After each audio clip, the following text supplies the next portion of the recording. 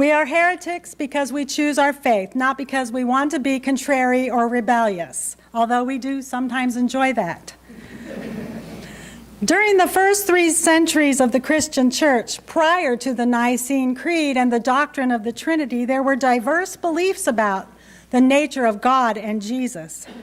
Among these was a belief that Jesus was sent from God on a divine mission.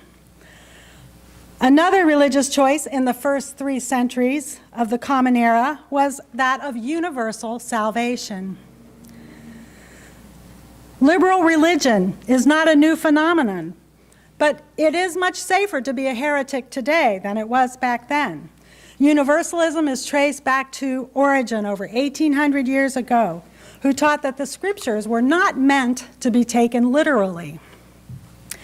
His mystic view of universal salvation was denounced as heresy, and he was tortured, and he ultimately died in prison. The Unitarians believe in, at most, one God. And the Universalists believe that we will all ultimately be reconciled with that one God. But both religions rejected the notion of predestination and saw Jesus as something other than God. They were excommunicated, they were imprisoned, burned at the stake, or thrown into prison or exile. Unitarian Jack Mendelson said, "Tragedy and death stalked those who first laid the foundations in Europe that was to bear the Unitarian and the Universalist names." In 1553, Michael Cervetus was burned at the stake by Calvin. Cervetus was a Spanish Catholic who had become a geographer and an editor in Paris, and then a physician in southern France. In that year, he published a book, The Restitution of Christianity, in which he had repeated assertions that he had made in his earlier writings that the doctrines of the Trinity and infant baptism made no sense. The order for his arrest went out, and one Sunday morning he was arrested with a speedy trial for spreading heresy, and he was executed. He was burned at the stake with his copy of the Restitution strapped to his thigh. In 1647, the Assembly of Divines at Westminster in London, England, ordered John Biddle's twofold catechism to be burned by the common hangman, signifying that its publication itself was a criminal offense. It was ordered the Committee of Plundered Ministers to examine Biddle. Biddle was a thorough Unitarian and a biblical scholar, considered to be the father of English Unitarianism. His book offended mainline Christians who found that Unitarian ideas were blasphemous and treasonous. Biddle was placed on house arrest for 5 years, and then he went to work on his next work, 12 Arguments Against the Deity of the Holy Spirit by John Biddle. That was burned in the Westminster Square. In spite of that, a second edition had to be printed before the end of the year. He continued writing controversial works and meeting with his fellow religious followers. On October 5th, 1655, having determined that John Biddle was so controversial that any court decision on his case would endanger the Puritan government, Oliver Cromwell, the Protector of England, the Lord Protector of England, exiled and imprisoned him on the Scilly Islands. His followers started a ceaseless agitation for his release, and he was freed. In 1660, Charles II ordered a ban on all nonconformist worship, and even though Biddle held meetings in private, he was arrested and sent to jail again. 2 days after his release from jail, in September 1662, he died of an illness that he contracted in jail. Many others were persecuted, sacrificed their lives for our religious freedom. Transylvanian Unitarian Francis David died in prison as a martyr. He is famous for having to say, "We do not need to think alike to love alike." Joseph Priestley, the scientist who discovered oxygen, fled England from an angry mob who burned his library, his laboratory, and his home. John Murray was ejected from his Methodist church as he embraced Universalism and eventually left England to become the father of Universalism in America. The Unitarian controversy in the 19th century waged for over 2 decades as the liberal Congregationalists parted ways and the Unitarian Association of America was formed in 1825. We can thank William Ellery Channing, Ralph Waldo Emerson, Theodore Parker, and others for their courage and their wisdom to move us in the direction of honest religion, away from doctrine, creed, and dogma. I love the way the Reverend Dr. Elizabeth Strong articulates this shift. She is a lifelong universalist. She wrote, "We have responded to an angry God with a loving God. We have asserted that God is one. We have affirmed Jesus as a teacher and a prophet of God. We have affirmed the worthiness of humankind, of truths unknown and to be known, and that all religions have some truth, but no one religion has all the truth. We have moved with an evolving culture and increased knowledge with reason, faith, hope, and tolerance, love, and freedom. Ours is a heretical faith. Ours is a free faith, and the ground on which we stand is made holy by our forebears." Unitarian Universalist minister Richard Gilbert, the author of The Prophetic Imperative, asked that question that I asked 2 weeks ago: do we merit the wind we inherit? UUs are a beacon of liberal religious values for our communities. Our Unitarian Universalist principles and values challenge us to practice radical hospitality, welcoming all souls into our midst. Last Tuesday night, I was invited to speak at the Pride service with other interfaith colleagues. I was a little concerned about the heretical nature of what I had to say. And so as we met prior in the choir room before making our procession out into the service, I spoke to my colleagues and I said, "Do you think this will be all right?" I had a story of 2 penguins, Roy and Silo. It's a true story. And they were 2 male penguins in the New York City Zoo that fell in love. And they raised an egg thanks to the zookeeper who helped them. They made a nest. They raised an egg. The book had been banned year after year, probably about 7 years in a row now it's been banned. Last week was Banned Book Week. You're invited to read banned books. So I actually read that story to them. And I also spoke about family values.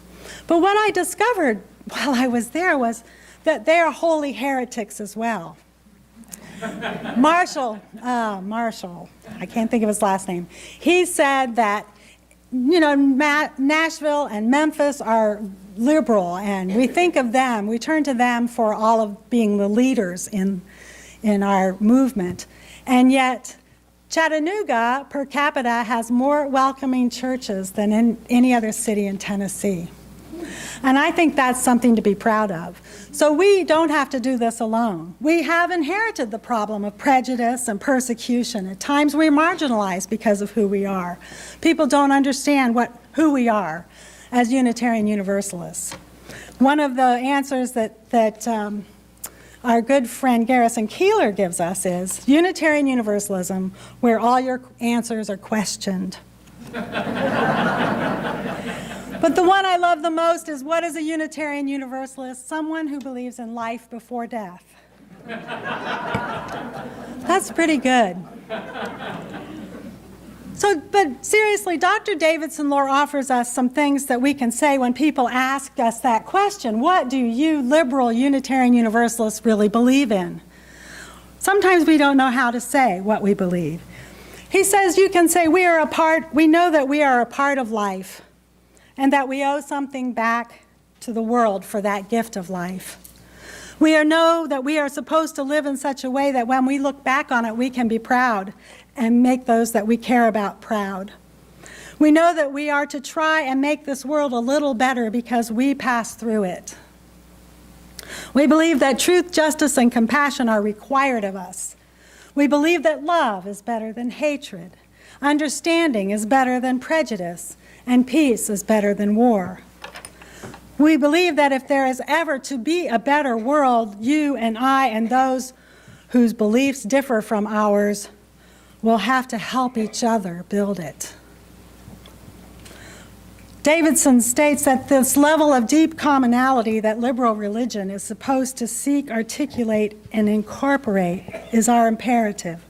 Without this foundation, we are simply not engaging in liberal religion, not protecting it, or passing on the soul of honest religion for all which all the great religions have lived and died. Dr. Fred Wooten is the minister at the Fountain Street Church in Grand Rapids, which used to be a big Baptist church, and it's now an independent liberal church. They have always had Unitarian ministers. He says that the purpose of a liberal church is to free the mind, grow the soul, and change the world. These are the important tasks of the liberal religious community, and they aren't easy. They require commitment, work, and risk. Cultivating a whole and fulfilling life can be likened to gardening. The purpose of farming is not the growing of crops, but the cultivation and perfection of human beings. Davidson says that in the summary of all our readings of sacred scriptures, they must be guided by two considerations. We are seeking with honest minds and pure hearts for those things that are both useful to us and worthy of God. If we keep these things in mind, we will not be misled. Useful to us and worthy of God. What does he mean by the word God? I know Davidson lore, and he is never identified as a theist. He is more of a Buddhist. But he suggests that if you're uncomfortable with the word God, that you use the word life or love. Don't let the word get in the way of the message. I was on a year-long internship in Austin, Texas with Dr. Davidson Lore, and he taught me the importance of being able to speak what I believe in ordinary language. You must speak of it in ordinary language. Otherwise, he said to me, you don't know what you're talking about if you have to resort to religious language. We must try to create noble humans from the raw material that we are born with. Material that can be good, it can be deep, it can be shallow, it can be a blessing and a curse, depending on how seriously we take the challenge of reaching our fullest human potential and becoming a healthy presence in the world. Our job is to make a positive difference for ourselves, our families, and friends. This word God can be easily translated in all the world religions. It is trying to realize our Buddha nature, trying to grow the God seed within us, trying to find and become a part of the Tao, the way. It is taking seriously the Hindu teaching that our Atman, the soul, is most essentially part of Brahman, the creative and sustaining forces of the universe. Ordinary language is the language of honest religion. I often wondered what would happen if Unitarian Universalists stopped using religious language to label ourselves. The words that we use, theist, atheist, agnostic, deist, Christian, Buddhist, Jew. What if we just stopped using those labels and began to speak to one another in ordinary language to express what it is we believe? As a liberal religious community, we need to recognize the necessity of creating sacred time and sacred place where we can learn to be, to become more fully human, to clarify our priorities, and convey our holiness to our lives. This is why we need a church home. What makes it worth it for busy families to add yet another activity to their already stress-filled lives? Why bother bringing their children to church? To give our children a grounded center and the gift of a free faith is the answer. We're moving at a much faster pace these days than when I was a child. Every day seems crammed with activities. Some days when I was a child, I would go to Grove Field and fly a kite all by myself. We no longer feel safe giving that kind of freedom to our children. It's a different world that we live in. Now more than ever, we need to create that sacred space and a nurturing environment for our children. Now more than ever, we need to provide religious education that fosters religious identity and a sense of belonging. I love the story from Anne Lamott from her book, Traveling Mercies. She was a born-again Christian, and she's an author, and she's very funny. She has a wonderful way of speaking of the holy in ordinary terms. She's earthy, irreverent, and heretical. She writes, she tells the story of her church. She said, after several pastors over the years, a tall African-American woman named Veronica came to be the minister of St. Andrew's Church. She has huge, gentle doctor hands with dimples where the knuckles should be like baby fists. She stepped into us, the wonderful old worn pair of pants that is St. Andrew, and they fit. She sings to us sometimes from the pulpit and tells us stories of when she was a child. When Veronica was 7 years old, her best friend got lost. The little girl ran up and down the streets of the big town where they lived, and she couldn't find a single landmark. Finally, a policeman stopped her and put her in his car, and he drove her around, hoping that she would find a familiar sight. Suddenly, she stopped the policeman and she said, you can stop here. This is my church. I know how to find my way home now. And this is what our liberal church has to offer: a grounded center, an honest religion, a free faith with an air of nourishment and a spiritual home to come to. And this is the gift I believe we share with the world. It's about becoming who we say we are. David Bumbaugh, the Unitarian Universalist professor and humanist at Meadville Lombard School, teaches his students that a sermon is not finished when the last word has been put down on the paper. Neither is it complete when the last sentence has been spoken. It is not complete until the listeners decide what to do with it. He writes that, unfortunately, ultimately, the significance of any sermon rests in the minds of the congregation, and over time, often over a long period, they will work with the sermon and they will complete it. Only then will the preacher really know what it was about.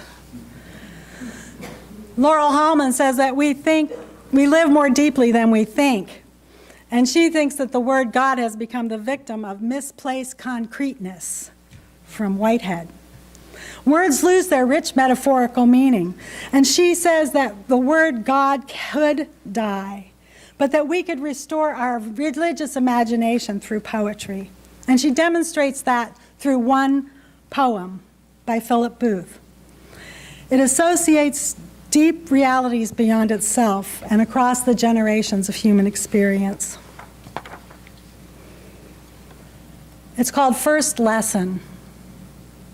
I invite you to sit back and listen to this profound poem. Lie back, daughter. Let your head be tipped back in the cup of my hand. Gently, and I will hold you. Spread your arms wide. Lie out on the stream and look high at the gulls. A dead man's float is face down. You will dive and swim soon enough where the tide water ebbs to the sea. Daughter, believe me, when you tire on the long thrash to your island, lie up and survive. As you float now where I held you and let go, remember what I told you. Lie gently and wide to the light year stars. Lie back, and the sea will hold you.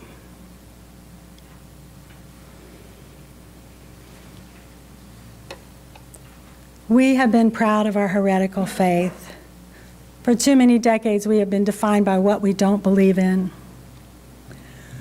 David Bumbaugh warns that the world is far too dangerous a place to be left in the hands of fanatics, religious or secular.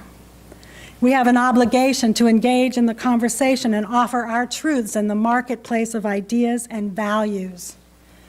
We are children of, expressions of a universe that is not only stranger than we know, but stranger than we can know. We must offer a powerful religious vision conveyed in a language of reverence that is appropriate to our tradition, our faith.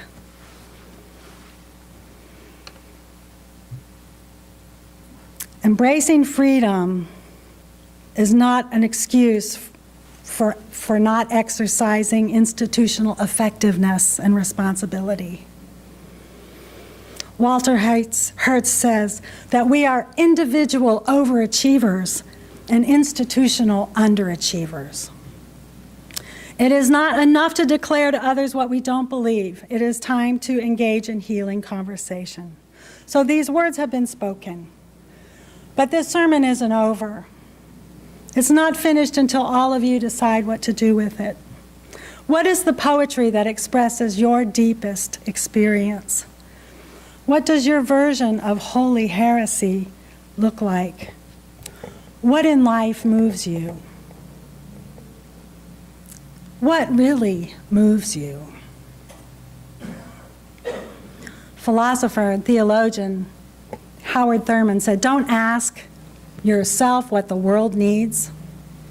Ask what makes you come alive, because what the world needs is people who have come alive."